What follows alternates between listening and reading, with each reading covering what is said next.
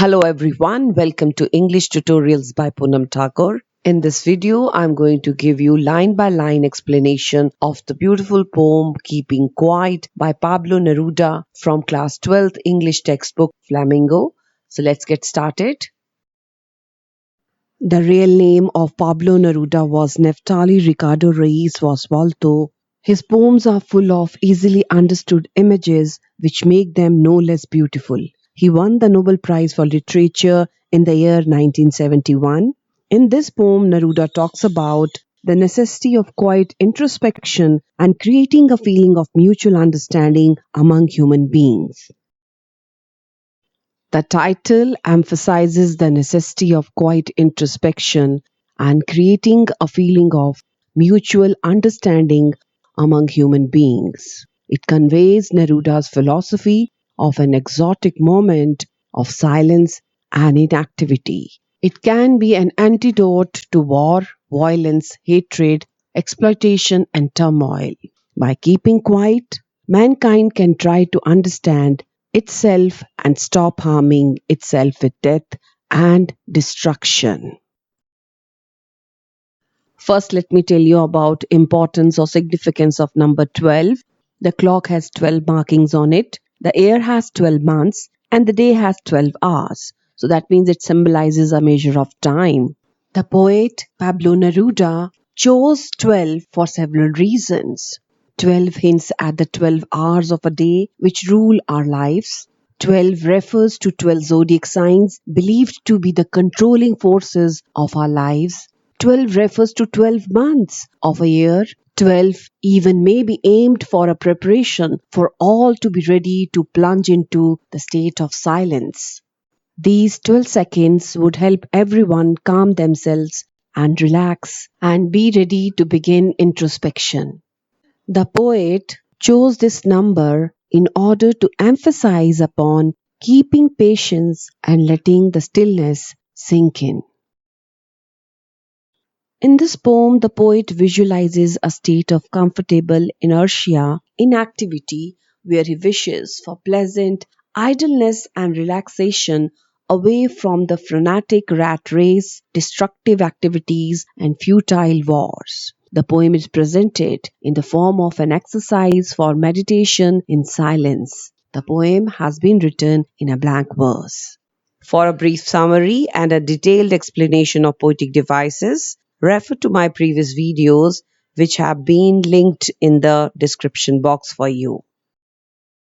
Keeping Quiet is a splendid poem by Pablo Neruda that dwells on a quality which seems to have been lost in the buzz of the 21st century, the quality of silence. It is a gentle reminder what life can be like in a brief moment of a silent pause. This message instantly resonates with one in the digital age where switching off has become a much needed life hack. The theme of tranquility and stillness is accompanied with the themes of peace, pacifism, fellowship, solidarity, brotherhood, justice, and ecological conservation. To keep quiet is to stay still and understand that one is a thread woven within the exquisite fabric of the cosmic order. Now it's time to analyze the poem. Let's try to understand one stanza at a time. Now we will count to 12 and we will all keep still. For once on the face of the earth, let's not speak in any language. Let's stop for a second and not move our arms so much. In the opening line of the poem, the poet employs the collective we to begin the session of introspection. This reflects that the heart of the poem is inclusiveness. The poet, through the expression count to 12, which symbolizes a measure of time, want to suggest that even the short span of time will enable us to calm ourselves down by suspending all our mindless and unwanted activities and be ready to plunge into the state of silence, that is, meditation, to do self-analysis and soul-searching. Neruda begins by asking everyone to count till 12 in their own mind and keep still. These 12 seconds would help everyone calm themselves and relax and be ready to begin introspection and retrospection. The count till 12 may be interpreted as signifying the 12-hour mark of the clock from which the two hands circle in a monotonous manner, very much like the daily activities of life. For once on the face of the earth, let's not speak in any language. Let's stop for a second. The expression on the face of the earth refers to the various countries and humans on the earth. People across the nation have to unite together so that they can save the world from total annihilation. He wants a moment of silence on the earth when no language is spoken. The poet here urges everyone to break the barriers of language and unite in silence. The poet intends to dissolve the linguistic barriers created by mankind, as language, instead of acting only as a medium of communication, is creating a barriers of caste, greed, and religion.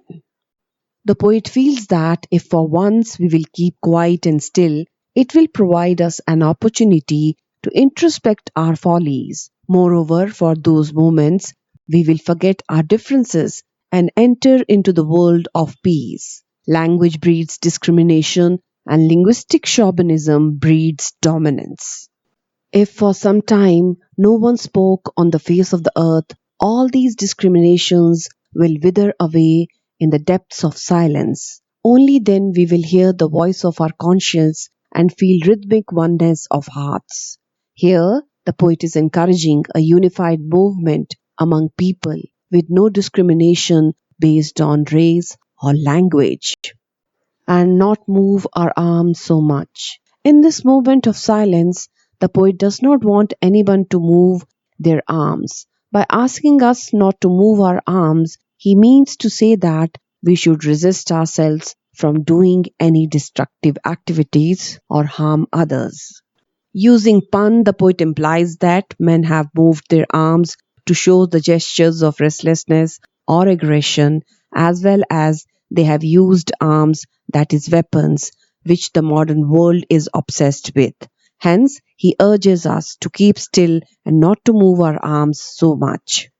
The poet says that man is a victim of his own doing. Much of the unrest on the earth is a result of man's so-called progressive activities. If for some time man stops moving his arms too much, peace and tranquility can prevail in the world.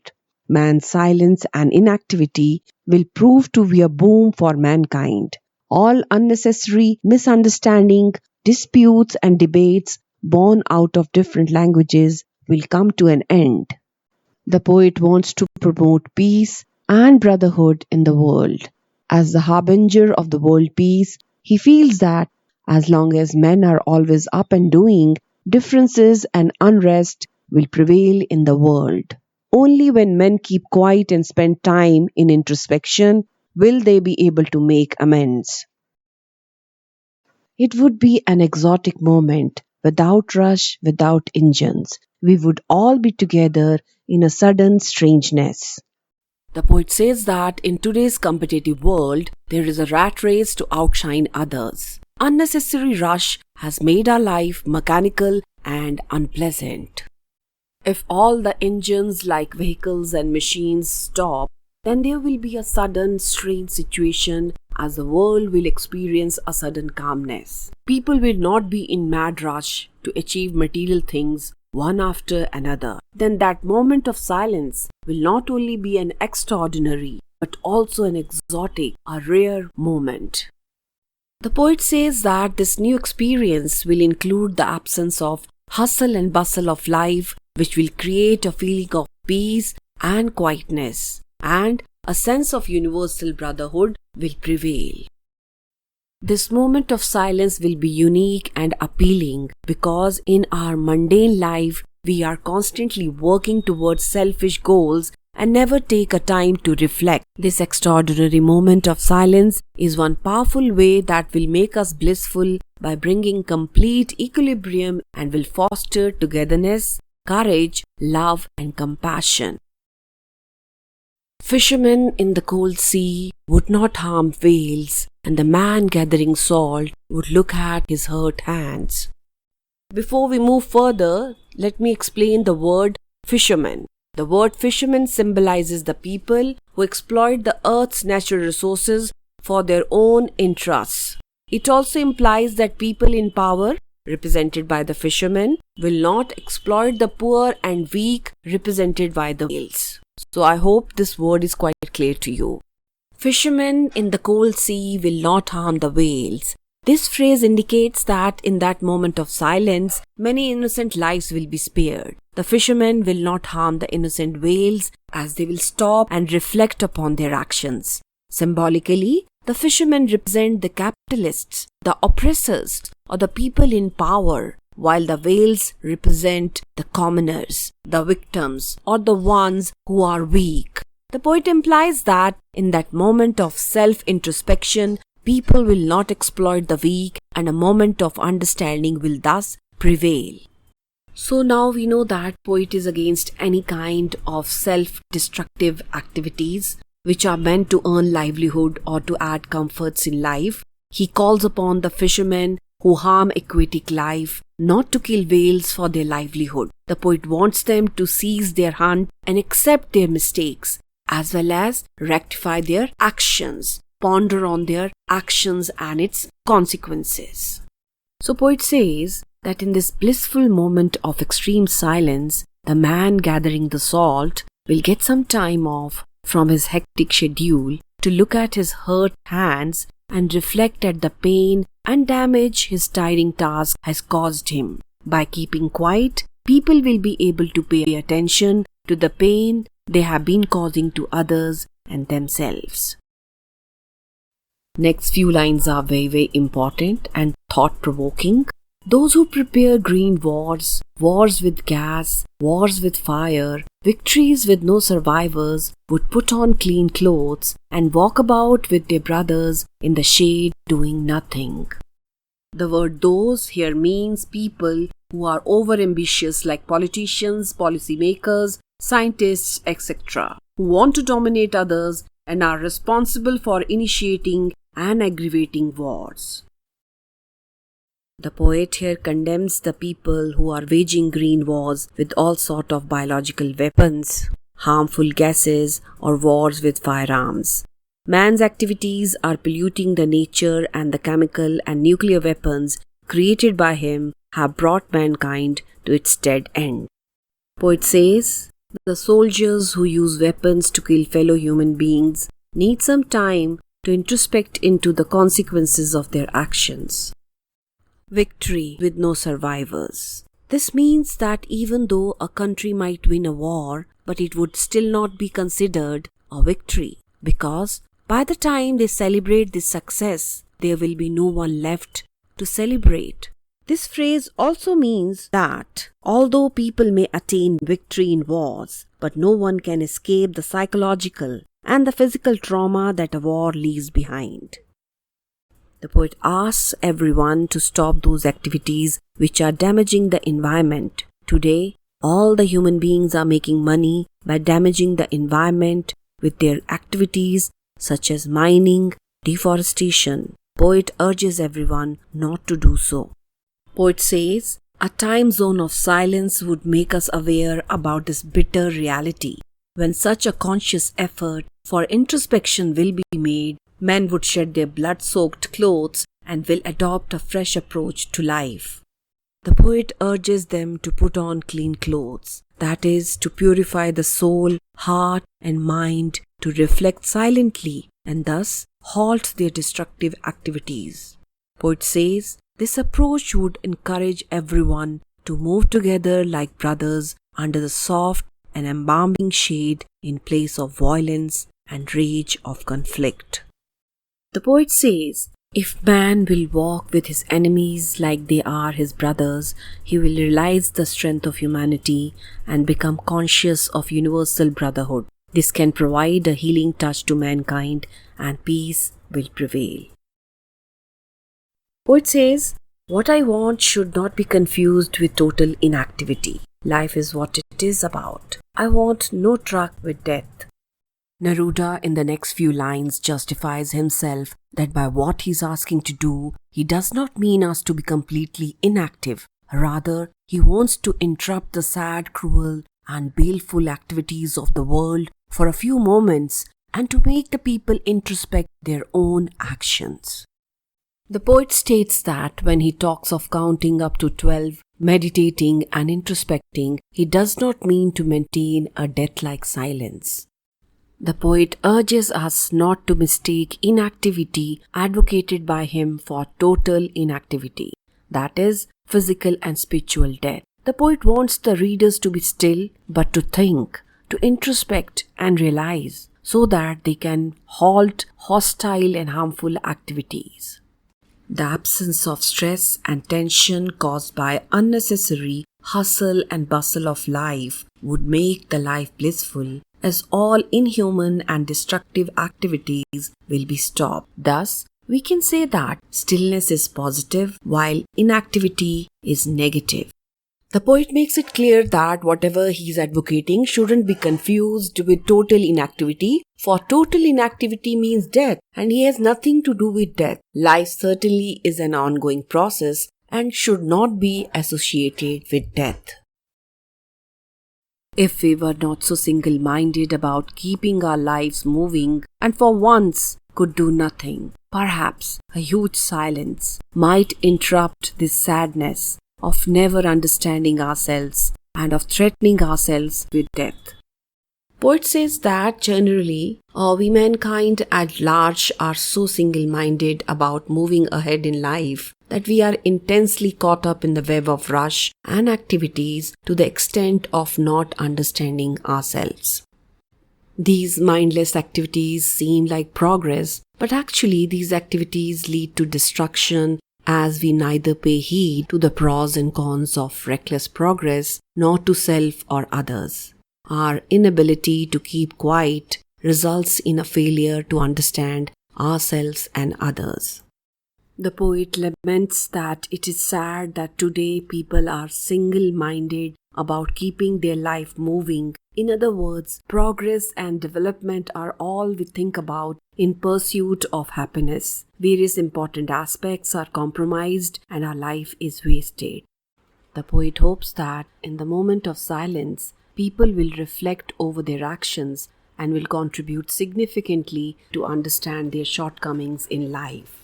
Further, Pablo Neruda says that people are continuously working to achieve their goals without even thinking about their results. Man, in this race towards materialism, has sacrificed the fulfillment of his emotional needs. He does not understand the needs of his emotional self and has thus become sad and isolated. It is tragedy of the modern world where people are too busy to live. The silence which results from keeping quiet isn't only an exotic one, but also an introspective one. It is a soothing silence that can heal the self-inflicted wounds of humanity. The poet urges us to stop for a while and take some moment to relish on what we have achieved till now. Perhaps the earth can teach us, as when everything seems dead, the later proves to be alive. The poet suggests to the human beings that we should learn a lesson from the earth. He advocates that life can be found in apparent stillness of death. Just like in winters, everything freezes and becomes lifeless. The earth appears to be inactive, yet it is constantly and selflessly productive. But when season changes, it is the onset of the spring season. Everything present in nature, such as trees, birds, rivers, bursts back to life. He's saying that the period of quietness is always productive and constructive. The earth goes through cycles of life and death without any commotion. Life blossoms even under apparent stillness. After the cold, inactive and unproductive winter, spring arises with bounty and vivacity. Likewise, taking a pause and introspection into our lives will give a new meaning. We will be able to understand the purpose of life. It will be like a rebirth of the soul, as it will bring back a degree of nobility, thoughtful attitude, and universal brotherhood. Now I will count up to 12 and you keep quiet and I will go. The poet, by giving the example of nature, wants to say that all the human beings should stop and try to judge their deeds. They can try and make their life better with calmness and peace.